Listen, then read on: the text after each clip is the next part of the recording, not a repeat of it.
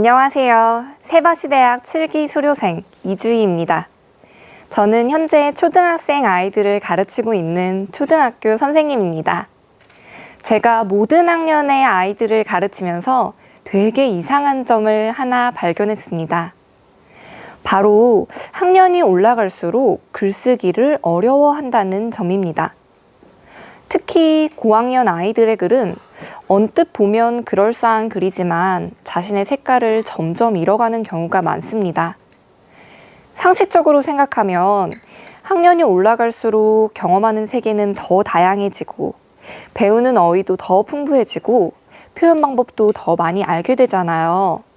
근데 왜 학년이 올라갈수록 아이들은 자기 글을 쓰지 못하는가에 대해서 깊은 고민이 들었습니다. 그러다가 문득 저는 글쓰기를 어려워하는 저를 발견하게 되었습니다. 저만 보는 일기장을 쓰는데도 띄어쓰기랑 맞춤법을 신경 쓰며 비문 체크를 하고 있더라니까요. 부끄러웠습니다. 아이들만의 문제가 아니었습니다. 우리 성인들도 글은 잘 써야 하는 것이다 라고 생각합니다. 그래서 글쓰기가 어렵기는 마찬가지입니다. 우리가 글쓰기를 어렵게 생각하게 된 이유를 찾아보기 위해 여러분의 어린 시절로 돌아가 보겠습니다. 자, 초등학교 때 혹은 그 이전 글쓰기를 처음 만났던 순간을 기억해 보시겠어요? 아마 대부분 받아쓰기를 떠올리실 겁니다. 문제는 10개이고 한 개 틀릴 때마다 비가 한 줄, 10점씩 깎이던 기억이 아직도 생생합니다. 그 외에도 여러분이 어떨 때 글쓰기를 했는지 떠올려 보시겠어요?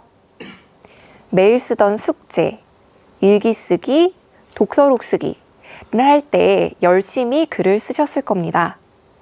특히 개학을 앞두고서는 웬만한 작가 뺨치는 분량의 글을 작성하기도 했을 것입니다. 일기를 쓰고 나서는 참 잘했어요 도장이 찍히기도 했고 가끔은 틀린 맞춤법을 찾은 선생님의 빨간 펜이 그어지기도 했었습니다. 독서록은 어떤가요? 동장, 은장, 금장 중에서 금장을 타기 위해 읽지도 않은 책의 줄거리를 찾아 그럴싸하게 적곤 했었습니다. 우리가 왜 우리의 삶을 솔직하게 담은 글을 쓸 수 없게 되었는지 그 이유를 약간은 알 것 같습니다. 고등학교에 올라오면 나의 이야기를 담는 글쓰기는 더 멀어집니다. 공부 외의 목적으로 글을 쓰는 건 사치가 되어버리는 시기이기 때문입니다. 그 이후의 글쓰기는 대학 입시와 취업을 위한 글쓰기가 되고 맙니다. 우리는 너무 바쁘게 살아오느라 글쓰기의 진짜 의미를 잊고 살았는지도 모르겠습니다. 사실 글쓰기는 자신을 표현하고 자신의 경험을 공유하는 중요한 도구입니다. 역사 속에서도 글쓰기는 점차 자신의 내면을 탐구하고 진정한 자아를 표현하는 수단으로 발전해 왔습니다. 글쓰기를 통해 우리는 자신을 더 깊이 이해할 수 있으며 타인과 깊이 연결되기도 합니다. 이러한 글쓰기의 본질을 회복하기 위해서는 우리가 어릴 적에 가졌던 글쓰기에 대한 접근 방식, 즉 솔직하고 자유로운 태도로 돌아가 볼 필요가 있습니다. 제가 지금 여러분에게 머릿속으로 글을 한 편 써보라고 해보겠습니다. 자, 지금부터 머릿속에 내가 좋아하는 것을 하나 떠올려 보세요. 그 다음은 그것을 좋아하는 이유를 한번 간단한 글로 머릿속에서 써보세요.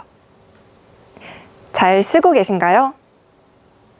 이유를 어떻게 써야 하나 고민하시는 분도 많을 것 같습니다.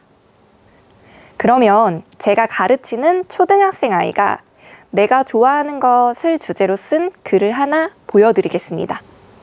게임. 나는 게임이 좋다. 저도 좋다. 이겨도 좋다. 엄마한테 혼나도 좋다.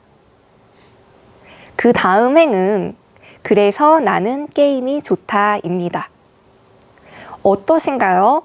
자기가 컴퓨터 게임을 좋아하는 이유를 아주 사실적으로 적어주었습니다. 저도 좋고 이겨도 좋아서 좋다니 요즘 말로 하자면 정말 반박 불가입니다. 아이의 속마음을 그대로 글로 표현한 것입니다. 이처럼 우리는 글쓰기의 제약에서 자유로워질 때 비로소 자기 마음이 솔직히 드러나는 글을 쓸 수가 있습니다.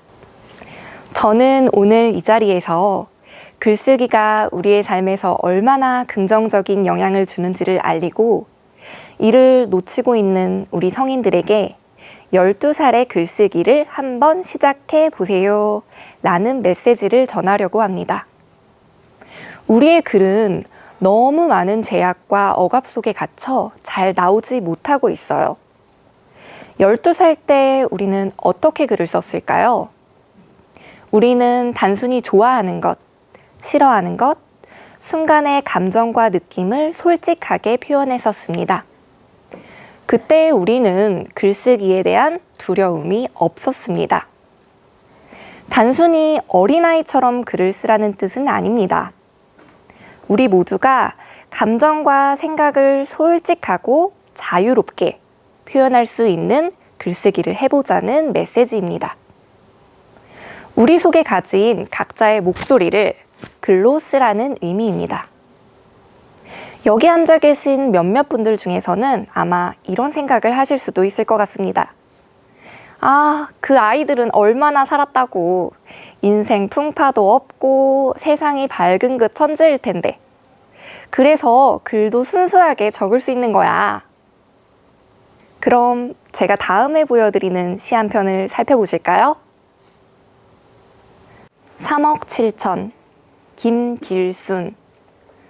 너는 글 잘 모르니까 내가 알아서 할게. 고마운 친구와 화장품 가게를 시작했다. 명의도 내 이름, 카드도 내 이름으로 해준 친구가 너무 고마웠다. 어느 날 친구는 은행 대출을 해서 도망갔고 나는 3억 7천만 원의 날벼락을 맞았다. 아들 방까지 빼서 빚을 갚으며 글만 알았어도 가슴을 쳤다. 나는 기를 쓰고 공부를 시작했다.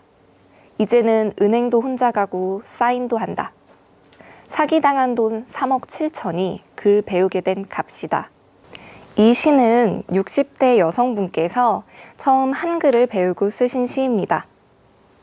지금 이 스피치를 들으시는 분 중에서 이분보다 삶의 풍파가 많지 않았던 이상 삶이 힘들어 솔직한 글이 나오지 못했다라는 말은 핑계인 셈입니다. 아마 이 글을 쓰신 여성분께서는 저희보다 더 힘든 상황도 많이 겪으셨을 겁니다. 하지만 충분히 솔직하고 내 마음을 비추는 글을 쓰실 수 있었습니다. 글쓰기는 단순히 문자를 종이에 옮기는 행위를 넘어서 우리 각자의 경험, 감정, 생각을 공유하는 것입니다. 여러분, 글쓰기의 진정한 가치를 잊지 마세요. 글쓰기는 학습의 도구, 배워야 할 기술이 아니라 우리의 삶을 풍요롭게 하고 우리의 정체성을 향상하는 평생 친구입니다. 12살의 순수함으로 돌아가 여러분이 진짜 쓰고 싶은 이야기를 찾아보세요. 두려움 없이 그냥 막 써보기, 떠오르는 생각 옮겨 쓰기도 좋습니다.